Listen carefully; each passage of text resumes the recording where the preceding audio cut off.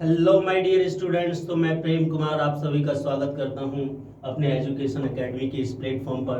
तो बच्चों, जैसा कि आप जानते हो कि हमने आपसे प्रॉमिस कर रखा है कि हम अपने इस प्लेटफॉर्म पर क्लास 11th और 12th मैथमेटिक्स के वीडियो लेक्चर्स अपलोड किया करेंगे।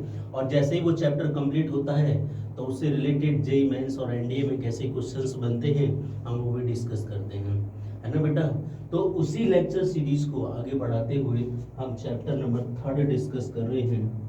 कौन सा लेक्चर चैप्टर है बेटा? चैप्टर है हमारे पास 3rd चैप्टर आज डिस्कस करेंगे। और मैट्रिसेस, और इस मैट्रिसेस में भी आज लेक्चर नंबर 4। ठीक है, तो इसका मतलब हम 3 लेक्चर्स तक ऑलरेडी कवर कर चुके हैं। ठीक है बेटा, तो जिन भी बच्चों ने वो 1 2 3 तक लेक्चर नहीं देखे हैं, सबसे पहले वो लेक्चर देख लीजिए बेटा, है ना। तभी आप चीज़ों को कनेक्ट कर पाओगे बेटा। मैथ्स को समझने के लिए एक बहुत बेसिक सी चीज़ है कि आपको कनेक्टिविटी आनी चाहिए, है ना। कि आप डेफिनेशंस को कैसे कनेक्ट कर पा रहे हैं ना, कैलकुलेशन कैसे कर पा रहे हैं, that is the most important things. Clear? यहाँ तक कोई इशू बेटा? सभी बच्चे जल्दी से ज्वाइन कर लें और फिर हम आज की क्लास स्टार्ट करते हैं। Are you excited for the today's class? Yes sir, we are excited. Excited ना बेटा? यस, बच्चे भी तैयार हैं, प्रेम सर भी तैयार हैं। तो फिर किस बात की देरी है? स्टार्ट करते हैं, स्टार्ट करते हैं बेटा। ठीक है, सभी बच्चे आ गए। चलिए थोड़ा सा हम पीछे का रिवाइज कर लेंगे ताकि और बच्चे भी आ सकें। ठीक है, तो मोस्टली इस चैप्टर्स में हम डिस्कशन कर रहे हैं कि how to find out the values of the variables A B C और X Y Z etcetera etcetera. तो उसके लिए हम इक्वलिटी ऑफ टू मैट्रिसेस का कंसेप्ट डिस्कस कर रहे हैं, है ना। तो क्या होती है बेटा equality of two matrices? Equality of two matrices यानी कि टू मैट्रिक्स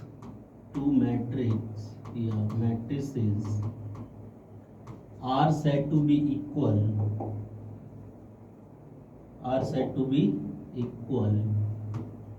क्या बताया था बेटा? are said to be equal, वो इक्वल कहलाएगा। First property order must be same, order must be same, ये फर्स्ट प्रॉपर्टी थी। अगर दो मैट्रिक्स इक्वल होना चाहते हैं तो उनका ऑर्डर मस्ट बी सेम होना चाहिए। अगर ऑर्डर सेम हो जाए, पहले तो ये कंडीशन चेक करना है कि ऑर्डर सेम हो जाए। अगर ऑर्डर ही सेम नहीं है तो फिर दूसरे का चेक करने का कोई बेनिफिट नहीं मिलता।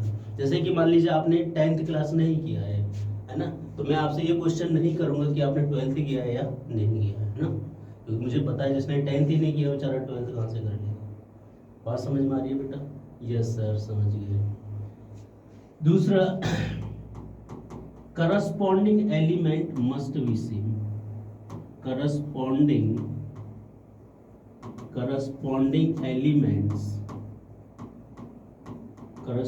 Elements must be same. ये भी क्या होने चाहिए? सेम होना चाहिए। ठीक है, मैंने यहाँ पे बेटा एक एग्जांपल भी दिया था जनरल मैट्रिक्स लेकर। क्या था वो एग्जांपल? किसी को याद है? कि अगर मान लीजिए हमारे पास ये दो मैट्रिक्स हैं, यहाँ पर A11 है, A12 है, A13 है। चलो 3 क्रॉस 3 की ले लेते हैं। A21 है, A22 है, A23। यहाँ पर क्या था बेटा? A31, A32 और A33। इतनी सी बात समझ में आई। और एक मैट्रिक्स मैंने ले लिया B इक्वल्स टू, एक मैट्रिक्स ले लिया मैंने B, ठीक है। और वो मैट्रिक्स है B इक्वल्स टू, यहाँ पर क्या एलिमेंट B11, B12, B13 है ना, B21, B22 और B23। ऐसे ही बेटे यहाँ पर क्या हो जाएगा? B31, B32 और B33। Are you getting my points? तो मैंने बताया कि ऑर्डर मस्ट बी सेम। तो ऑर्डर के लिए हम क्या देखते हैं? उसकी उसमें नंबर ऑफ रोज कितनी है और नंबर ऑफ कॉलम्स कितने हैं। तो R1 ये आपका बेटा R2 है, ये आपका R3 है। ऐसे ये आपका C1 है, ये आपका C2 है, ये C3 है। कॉलम 1 कॉलम 2, तो ऑर्डर कितना हो गया? 3 क्रॉस 3। बात समझ में आई? ऐसे ही अगर यहाँ पर देखोगे सर 3 रो हैं एक रो ये रही, एक रो ये रही, और 3 ही कॉलम है, तो इसका भी ऑर्डर कितना हो गया बेटा 3 क्रॉस 3। तो इसने फर्स्ट कंडीशन को तो सेटिस्फाई कर दिया है कि मैट्रिसेस का ऑर्डर क्या है, सेम है। अब करस्पॉन्डिंग एलिमेंट का मतलब होता है बेटा, अगर A31 B31 के इक्वल हो जाए, A32 B32 के इक्वल हो जाए, A33, ऐसे करस्पॉन्डिंग एलिमेंट चेक करते हैं। अब बताइए जरा A11 के करस्पॉन्डिंग कौन होगा, A11 के करस्पॉन्डिंग बताइए, जैसे A11 के करस्पॉन्डिंग B11, A12 के करस्पॉन्डिंग B12 और A13 के करस्पॉन्डिंग B13। बात समझ में आ रही है? ऐसे ही A23 के करस्पॉन्डिंग B23, A22 के करस्पॉन्डिंग B22, A21 के करस्पॉन्डिंग B21। तो इस तरीके से हम करस्पॉन्डिंग एलिमेंट देखते हैं। कई स्टूडेंट्स करस्पॉन्डिंग का ही मीनिंग नहीं समझ पाते हैं, है ना, तो इसलिए मैंने इस तरीके से चित्रकारी करके आपको बताया है। तो बात समझ में आई बेटा? सभी बच्चे आ गए ना? Yes sir. तो स्टार्ट करते हैं, है ना। तो ये अभी हम पिछले का ही रिवाइज कर रहे थे, क्योंकि कमेंट आ रहे थे कि सर करस्पॉन्डिंग का मीनिंग समझ में नहीं आता है ना। तो करस्पॉन्डिंग का मीनिंग बेटा ये होता है। बात समझ में आई? यहाँ तक कोई किसी को इशू? तो ये मैट्रिक्स कैसी है? शानदार इक्वल मैट्रिक्स है। चलिए, तो इसी बेसिस पर हम इस क्वेश्चन को सॉल्व करेंगे। कर दे बेटा सॉल्व। चलिए स्टार्ट करिए सॉल्व करना। जिन बच्चों को समझ में आ गया है और जिनको नहीं भी आया वो भी बेटा ट्राई करिएगा, ताकि आपको समझ में आए कि प्रॉब्लम कहाँ आ रही है ना। प्रॉब्लम पता होगी तभी तो सॉल्यूशन मिलेगा। प्रॉब्लम ही नहीं पता है, मान लीजिए किसी डॉक्टर के पास गए, डॉक्टर ने पूछा क्या प्रॉब्लम है, कि जी देख लो, बस साक्षात आपके सामने जो प्रॉब्लम है आप देख लो। अरे भाई बता दो उसको, ठीक है। तो ऐसे ही कमेंट करके जो बच्चे बताते हैं कि ये प्रॉब्लम आ रही है, तो बड़ा अच्छा लगता है कि बच्चे समझने का प्रयास कर रहे हैं, है ना। तो ऐसे ही बेटा और भी बच्चे, मेरा आपसे ये रिक्वेस्ट है और ये सजेशन भी है कि जो भी आपको डाउट लगे तुरंत आप कमेंट बॉक्स में कमेंट करके ज़रूर हमें बताइएगा। बात समझ में आ रही है? Yes sir. चलिए बेटा स्टार्ट करते हैं इस क्वेश्चन को। तो इस क्वेश्चन में क्या बोला उसने? Find the value of A, B, C। A B C की वैल्यू फाइंड आउट करनी है, correct. And D also D भी। अरे D आप कहाँ जा रहे हो? फ्रॉम द इक्वेशन, और ये मैट्रिक्स इक्वेशन दे रखी है, ठीक है ना। ओके, आंसर क्या होगा बेटा इसका? तो जो मैट्रिक्स इक्वेशन है पहले वो लिख लेंगे। Given that A minus B, ये दे रखा है 2A माइनस बी, यहाँ से दे रखा है बेटा 2A प्लस सी, और यहाँ से दे रखा है 3C प्लस डी। इतनी सी बात समझ में आई? अभी तो बेटा समझा ही नहीं कुछ, अभी तो सिर्फ क्वेश्चन ही लिखा है ना। अब हमें क्या देखना है? इसका ऑर्डर सेम है, क्योंकि बीच में इक्वल साइन है, और इक्वल साइन में सर ने डेफिनेशन बताई है कि उनके ऑर्डर सेम होना चाहिए। तो यहाँ पर कितनी रो है? 2 रो 2 कॉलम, तो इसका ऑर्डर कितना है? 2 क्रॉस 2। यहाँ पर भी बेटा 2 रो 2 कॉलम, 2 रो और 2 कॉलम, तो इसका भी ऑर्डर कितना है? 2 क्रॉस 2। तो इनके करस्पॉन्डिंग एलिमेंट को सेम कर दो। इसका मतलब क्या हुआ कि जो A माइनस बी है वो -1 के इक्वल हो जाएगा। This implies A minus B equal to minus of 1, equation 1। बात समझ में आई? दूसरा बेटा 2A plus C equal to 5 हो जाएगा, ये इक्वेशन 2 आ गई। Next 2 of A minus B किसके इक्वल हो जाएगा बेटा? 0, ठीक है। ये बताइए 3C प्लस डी किसके इक्वल होगा? जल्दी से 3C प्लस डी बताइए जल्दी, किसके इक्वल होगा? 13। Yes sir 13। तो ये हो गया आपका 13। बात समझ में आई तो बोलिए। अब इक्वेशन आपके पास 1 2 3 4 है। इन चारों इक्वेशन को सॉल्व करना है और ABC की वैल्यू फाइंड आउट करनी है। क्लियर?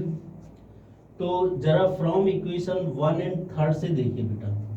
फ्रॉम इक्वेशन इसको सॉल्व करने, ये इंटेलिजेंट वर्क है, इनको कैसे सॉल्व करेंगे? तो फ्रॉम इक्वेशन 1 एंड 3, मैडम ने ये सभी बातें 10th क्लास में आपको पढ़ाई होंगी, कैसे दो इक्वेशंस को सॉल्व करते हैं। तो यहाँ पर क्या बेटा A minus B equal to कितना है? A minus B equal to -1 है, और यहाँ पर है आपका 2a minus B equals to 0। तो जब यहाँ एक वेरिएबल को एलिमिनेट करना होता है तो उसको एलिमिनेट कब कर पाएंगे, जब दोनों अपोजिट साइन में होंगे। तो अपोजिट साइन में करने के लिए इनको क्या करना पड़ेगा, सब्ट्रैक्ट करना पड़ेगा। जब आप सब्ट्रैक्ट करोगे तो बेटा ये माइनस, ये प्लस और माइनस है ना, माइनस वाला प्लस में और प्लस वाला माइनस में। तो ये a माइनस 2a कितना बचा, माइनस के a, और ये हो गया 0, -1 माइनस 0 इज -1, तो 1 से 1, माइनस से माइनस कैंसिल, तो a की वैल्यू कितनी आ गई आपके पास बेटा 1। बात समझ में आई। अगर a1 है तो फ्रॉम फर्स्ट से a की वैल्यू आप 1 रख दीजिए, माइनस b इक्वल टू -1, तो ये हो जाएगा 1 + 1 इक्वल्स टू b। तो b की वैल्यू यहाँ से कितनी आ गई बेटा 2, b की वैल्यू कितनी आ गई यहाँ से 2। इतनी सी बात समझ में आ गई। Yes sir. हमारे पास a भी है b भी है, अब क्या निकालना है, c और d की वैल्यू हमें निकालना है। ठीक है, तो ये a की वैल्यू हमारे पास आ गई। Put the value of a in equation 2। Put value of a की वैल्यू a 2 में रख दो। 2 में रखोगे तो क्या आ जाएगा, 2 × 1 + c = 5। तो 2 + c = 5, तो c की वैल्यू 5 - 2, तो c कितना आ गया 3। 5 - 2 इज 3। ठीक है ना बेटा, दिस इज 3। तो ये आ गया c = 3। बात समझ में आई? यहाँ तक किसी को कोई समस्या है? नहीं सर, ठीक है बेटा। तो अब यहाँ से हम किसकी वैल्यू निकालेंगे, d की, और वैल्यू निकालेंगे। तो d की वैल्यू यानी कि किसी से भी निकाल लो, अब तो c की वैल्यू 3 रख दो। पुट इन 4, तो फ्रॉम 4 से अगर हम देखें बेटा, फ्रॉम 4 से तो 3 × c आप लेके आए हैं 3 + d = 13। 3 3 = 9 + d = 13, तो d = 13 - 9 = 4। तो कहने का मतलब है a की वैल्यू आपके पास आ गई 1, b की वैल्यू 2, c की वैल्यू 3 और d की वैल्यू 4। क्या ही क्वेश्चन, क्या ही सिमेट्रिसिटी, मजा आ गया बात में। आया मजा बेटा? Yes sir. कॉन्सेप्ट क्लियर हुआ, कैसे करस्पॉन्डिंग एलिमेंट देखते हैं, इक्वलिटी ऑफ टू मैट्रिक्स से कैसे हम वेरिएबल्स की वैल्यू निकालते हैं।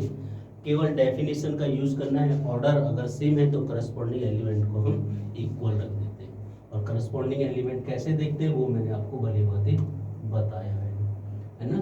तो ये इनके करस्पॉन्डिंग एलिमेंट्स हैं। बात समझ में आई? यस सर, समझ में आ गई बेटा सभी को? ठीक है, ये रहा इसका सॉल्यूशन, पका पकाया सॉल्यूशन है बेटा। खुद भी खाना है, औरों को भी खिलाना है ना। समझते हो ना इसका मीनिंग? Yes sir. हमें शेयर भी करना है, हाँ, लाइक भी करना है, सर को नहीं, वीडियो को। हाँ, सर को भी कर ही सकते हो, कोई ऐसा प्रॉब्लम वाली बात नहीं है ना। ठीक है, चलिए बेटा, चलिए आगे नेक्स्ट क्वेश्चन। हाँ, ये बताइए बेटा,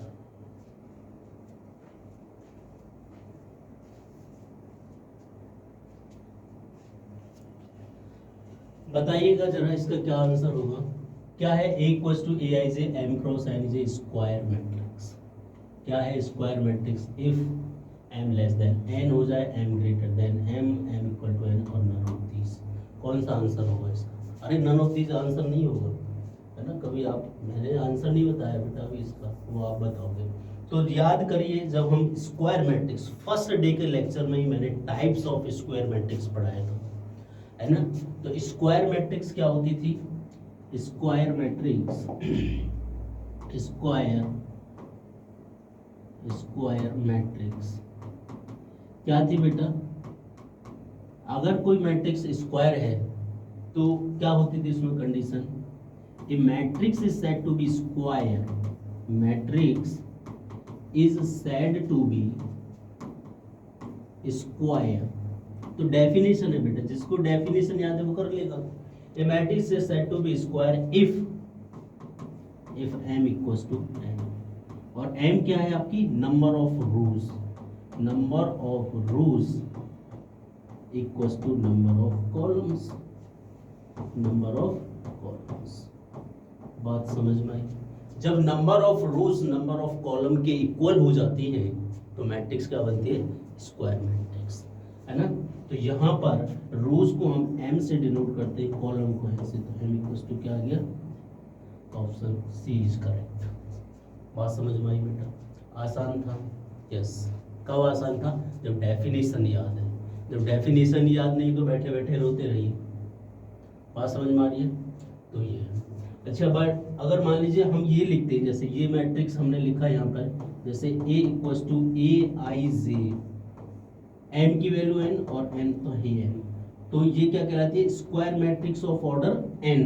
square matrix of order n, इसको ये भी बोलते हैं square matrix, square matrix of order n। बात समझ में आई तो बोलिए। जैसे बेटा एग्जाम्पल के तौर पर हम देखें, एग्जाम्पल अगर ले लें इसका, तो मैंने लिया एक matrix A equals to a i जे, और वो क्या ही हो रहा है भाई, क्या ही हो रहा है, अरे कुछ नहीं पढ़ाई हो रही है भाई। तो this is the square matrix of order 3। क्या बोलेंगे बेटा इसको? Square matrix, square matrix of order, of order 3। इतनी सी बात समझ में आई आपको? ठीक है। तो स्क्वायर मैट्रिक्स में number of rows number of column के इक्वल होती है। ये बात आपके मन मंदिर में बसी होनी चाहिए। ठीक है। यहाँ तक किसी को कोई समस्या, कोई तकलीफ, दर्द, गुनगुना, मीठा, कैसा भी है? कैसा भी कोई दर्द नहीं है, मीठा मीठा तो होगा। चलिए बेटा आगे बढ़े। चलिए इसका सॉल्यूशन भी होगा हमारे पास। This is the correct answer is C, है ना। It is known that the given matrix is said to be square matrix if the number of rows equals to the number of column. ये कितना आ गया? जब number of row number of column की equal हो जाती है तो मैट्रिक्स क्या हो जाती है? Square matrix. ये बात आप सभी को समझ में आ गई होगी। बेटा सभी को समझ में आई तो थम्स अप करके भेज दीजिए मेरे को जरा, ताकि मुझे पता चले बच्चों को समझ में भी आ रहा है। Yes sir. हाँ वाई वाई लग के भेज दीजिए। Yes yes Y Y, yes Y Y. बहुत बढ़िया बेटा। अच्छा लगता है जब आप वाई में आंसर देते हैं, है ना। लगता है कि हाँ बच्चे कुछ कर रहे हैं। बहुत बढ़िया बेटा। चलिए आगे बढ़ते हैं। इस क्वेश्चन को ट्राई करिएगा। आपके पास है 1 मिनट। ठीक है, सॉल्व करिए।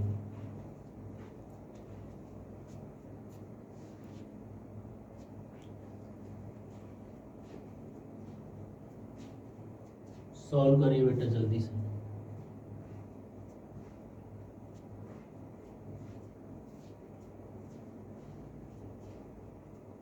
आया किसी का आंसर? किसी का? किसी का भी नहीं आया? अरे बाप रे बाप, ऐसा क्या है इसमें? हम भी तो देखें जरा।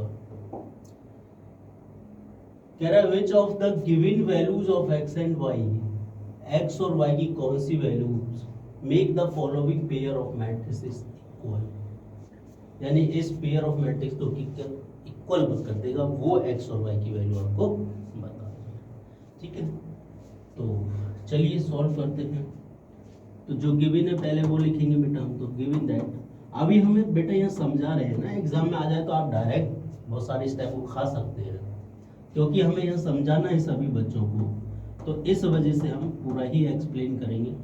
3x + 7 y + 1 5 2 - 3x। क्लियर बेटा।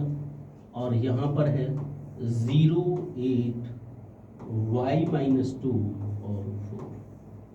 ठीक है, सबसे पहले क्या चेक करेंगे? ऑर्डर। सबसे पहले सर ऑर्डर चेक करते हैं। इसमें 2 रो हैं 2 कॉलम, तो ऑर्डर 2 × 2। इसमें भी 2 रो हैं 2 कॉलम, तो ऑर्डर 2 × 2। ठीक, तो करस्पॉन्डिंग एलिमेंट को इक्वल रख दीजिए। तो यहाँ से एक चीज निकल के आई कि 3x प्लस 7 इक्वल्स टू 0 होगा, विच इज इक्वेशन फर्स्ट। ठीक है, और क्या होगा बेटा, और ये होगा सर कि y प्लस 1 की वैल्यू 8 हो जाए, ये तो डायरेक्टली निकल लिया यहाँ से y की वैल्यू कितनी हो गई 8 माइनस 1, दिस इंप्लाइज y की वैल्यू आ गई बेटा 7, y की वैल्यू क्या आ गई 7। ठीक है, और क्या है, और क्या क्या पॉसिबिलिटी है, y minus 2 equals to 5, y minus 2 equals to 5, तो यहाँ से भी y की वैल्यू 5 प्लस 2, y तो बड़ा खुश है, y तो बड़ा खुश है कि हमारी वैल्यू 7 आ गई। x दुखी है, ये x होता ही ऐसा है, क्या करें, x थोड़ा दुखी है, देखते हैं इसके दुख का क्या कारण है। ये क्या बेटा, और क्या है, and 2 minus 3x equal to 4, बात समझ में आई, तो minus 3 of x equals to 4 minus 2, minus 3 of x equals to 2 है ना, और x इक्वल्स टू माइनस के 2/3, ये x की वैल्यू माइनस के 2/3, बात समझ में आ गई। ओके, और तो आंसर कौन सा आ गया, सी। हम धोखा खा गए हैं, हम धोखा खा रहे हैं, आंसर मैच नहीं कर रहा सर, हमारा तो आ रहा है सी, आंसर नहीं कर रहा मैच, आंसर नहीं कर रहा मैच, ऐसा कैसे हो सकता है। अच्छा, फ्रॉम फर्स्ट से देखना बेटा, फ्रॉम फर्स्ट से देखना, अगर हम फ्रॉम इक्वेशन फर्स्ट की बात करें जरा,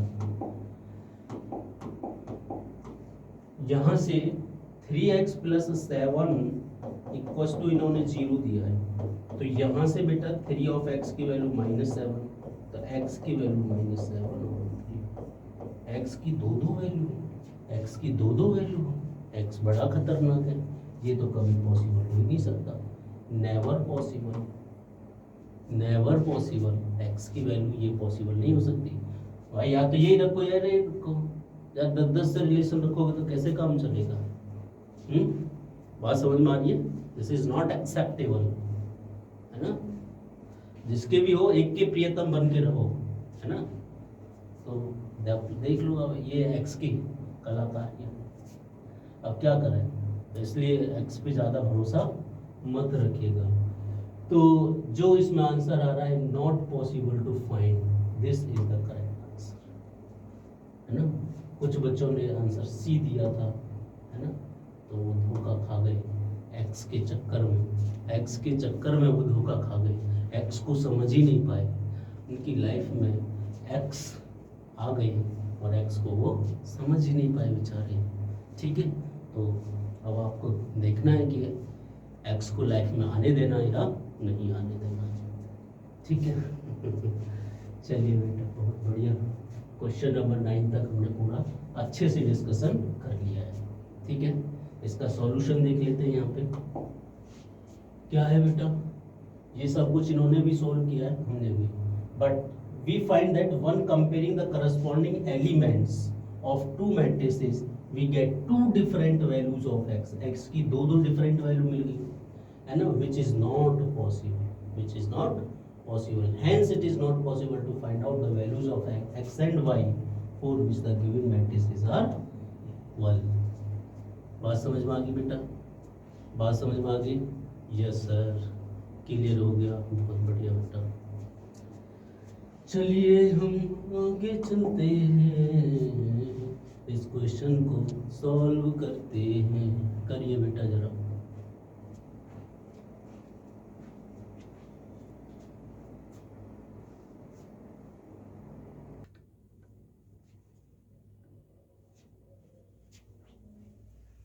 चलिए बेटा, यस बताइए, किसी का आया आंसर, कह रहा है, क्वेश्चन समझा देते हैं बेटा, the number of all possible matrices of order 3x3, 3x3 की वो पॉसिबल मैट्रिक्स बताती हैं विद ईच एंट्री 0 और 1, यानी हर एंट्री के पास दो चॉइस है, या तो आप 0 रखो या 1 रखो। तो ऐसे हम 3x3 की कितनी मैट्रिक्स बना सकते हैं, देखिए। तो हम एक 3x3 की मैट्रिक्स कंसीडर कर लेते हैं बेटा। तो मैंने एक मैट्रिक्स लिया 3x3, A11, A12, A13, है ना, और A21, A22, A23। ऐसे ही यहाँ पर A31, A32 और A33। बात समझ में आई? Order of this matrix is 3x3। Number of element in this matrix कितने बेटा? m इंटू n, 3 3 जा 9। हाँ, ये काउंट भी कर सकते हैं, 3 और 3 6 और 3 9। तो number of element in A, number of elements in A कितने? 3x3 equals to 9। बात समझ में आई? बात समझ में आई तो बोलिए हाँ, यस सर। अगर ये बात समझ में आई है तो अब ये कह रहा है कि ईच एंट्री के पास जो पॉसिबिलिटी है वो 0 और 1, यानी इसके पास A11 के पास या तो 0 रख सकते हैं या 1 रख सकते हैं। इसके पास चॉइस कितनी है? 2 चॉइस। कितनी चॉइस है बेटा? 2 चॉइस। तो इसके पास भी कितनी चॉइस है? 2 चॉइस। यहाँ पर भी कोई भी रखते हैं, 2 चॉइस। बात समझ में आई? और यहाँ पर भी 2 चॉइस। इतनी सी बात समझ में आई? ऐसे ही हर एंट्री के पास कितनी कितनी चॉइस? 2 चॉइस। हर एंट्री के पास, इसके पास भी 2 चॉइस, इसके पास भी 2 चॉइस, और इसके पास भी 2 चॉइस। इसके पास भी 2 2 एंड 2 चॉइस हो गई। बात समझ में आ गई? बात समझ में आ रही है बेटा? यानी कि नंबर ऑफ पॉसिबल मैट्रिक्स कितनी हो गई? नंबर ऑफ पॉसिबल मैट्रिसेस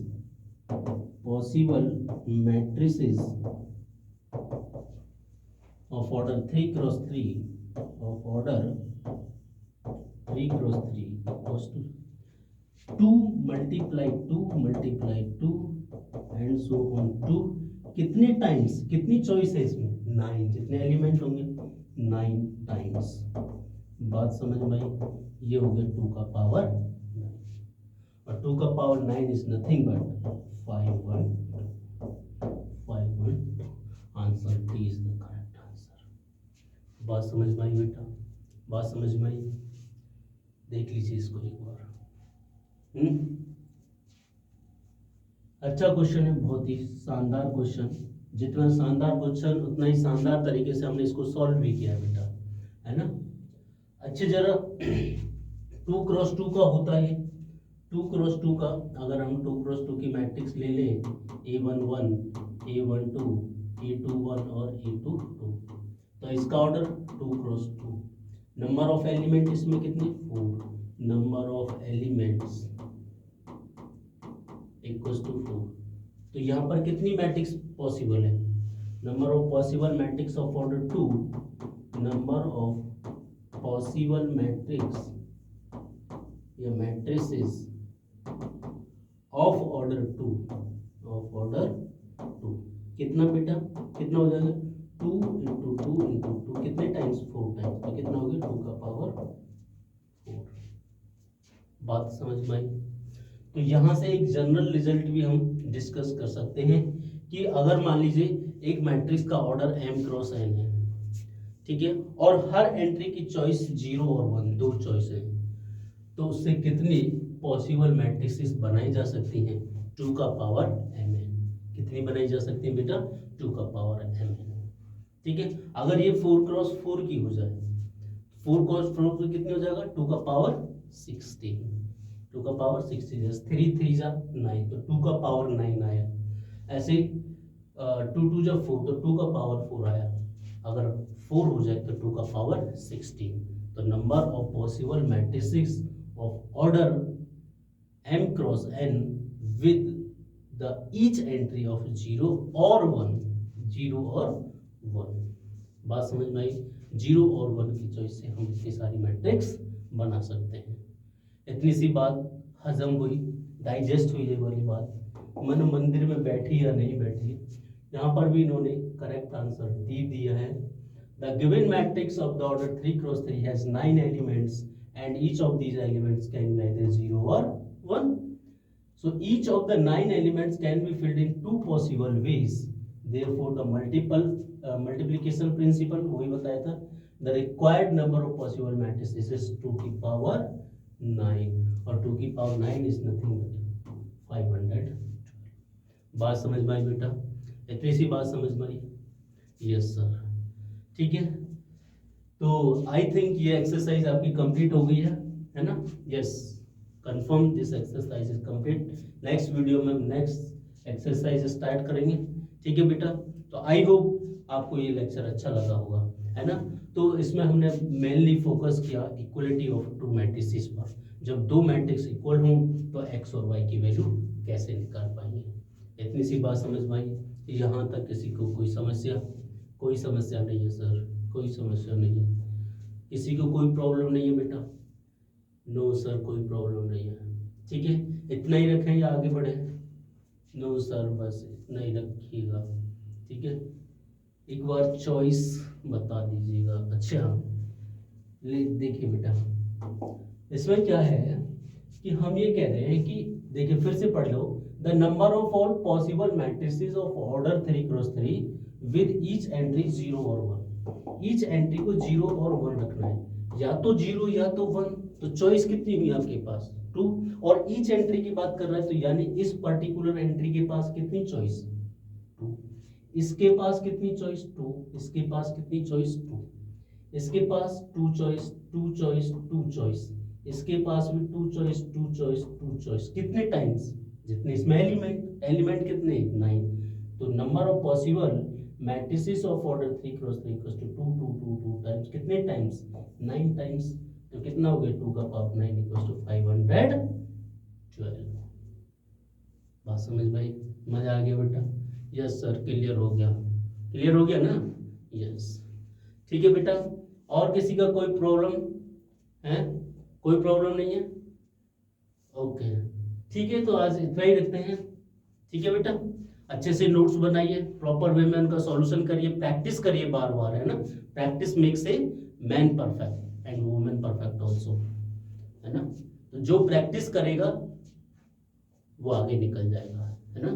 तो प्रैक्टिस करना बेटा मैथ्स के अंदर बहुत ही जरूरी है. ठीक है, तो आई होप ये सारी चीजें आपको समझ में आई होंगी.